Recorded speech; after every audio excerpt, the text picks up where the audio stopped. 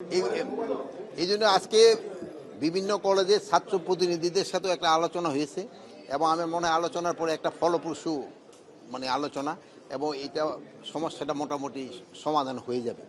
যেহেতু ছাত্ররা তো আমাদেরই ভাই, আমাদেরই ছেলে, আমাদেরই মেয়ে, আমাদেরই বোন, এগুলোর প্রতি আপনি খুব একটা কঠোর হওয়া সম্ভব না।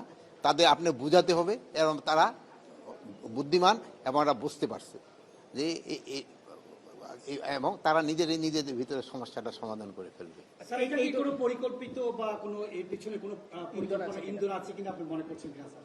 আমি অবশ্য সবকিছুর ভিতরে ইন্ধন আমি বলতে চাচ্ছি না, এটার ভিতরে কোনো ইন্ধন আছে কিনা এটা আপনারা বের করতে পারেন বেশি।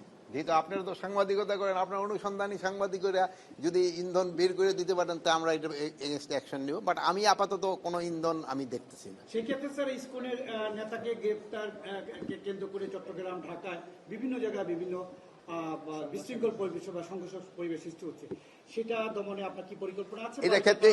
এটার ক্ষেত্রে আমার মনে হয় কিছু ইন্ধন, বাইরেরও কিছু হয়তো ইন্ধন আছে এবং দেশেও অনেক দুই একটা পার্টি আছে যে তাদের থেকে হয়তো কিছু ইন্ধন আছে। আবার ধরেন যে যাদের আমরা ব্যান করে দিছি তাদের থেকে হয়তো কিছুটা ইন্ধন আছে। যেহেতু সমসাময়িক নানান প্রসঙ্গ উঠে আসছে, এই ক্ষেত্রে সামাজিক নিরাপত্তা কিংবা সামাজিক স্থিতিশীলতা রক্ষায় আপনাদের যে অন্তর্বর্তীকালীন সরকার আছে সেখান থেকে স্পেসিফিক আপনারা আসলে কোন বিষয়টাতে নজর দিচ্ছেন এবং কিভাবে প্ল্যানিংটা করছেন?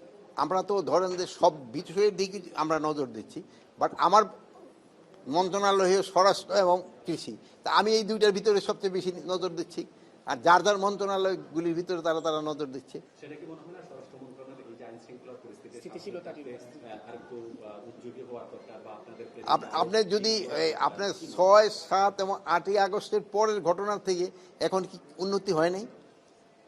এখন হলো কি আমার হাতে তো ওরকম কোনো কিছু নাই যে আমি বলবো হয়ে যাবে, বাট আস্তে আস্তে তো কিছুটা উন্নতি হয়েছে।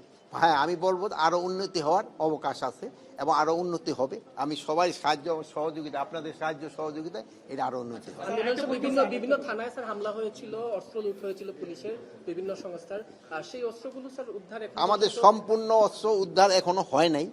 এই জন্য অস্ত্র উদ্ধার অভিযান কিন্তু আমরা বন্ধ করি নাই, যেহেতু আমাদের আমি একটা এখন অস্ত্রগুলি বাইরে থাকলে তো কিছুটা থ্রেট থাকবেই। কমিউনিটি পুলিশ কি কার্যক্রম নিয়ে কোনো চিন্তাভাবনা আছে কিনা?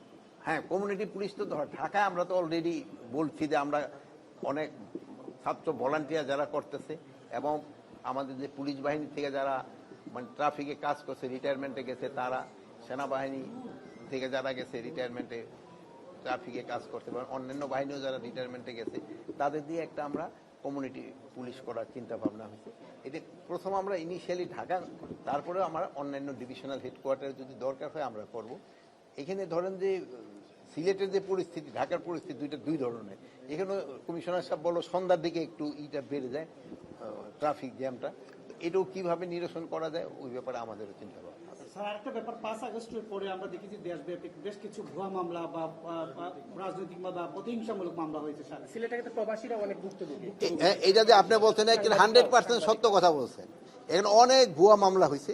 এই ভুয়া মামলার জন্য যেন এই ভুয়া মামলায় হয়ে যেন কেউ নিরপরাধ যেন কোনো রকম হয়রানি না হয়, এই ব্যবস্থা আমরা নিচ্ছি। এই জন্য আমরা গত আইন শৃঙ্খলা কমিটির একটা আলোচনা হয়েছে, আমাদের ডিসি সাহেব, এসপি সাহেব এবং এই লিগেল এইড একজন অফিসার এরকম মিললে আমরা একটা কমিটি করে দিব।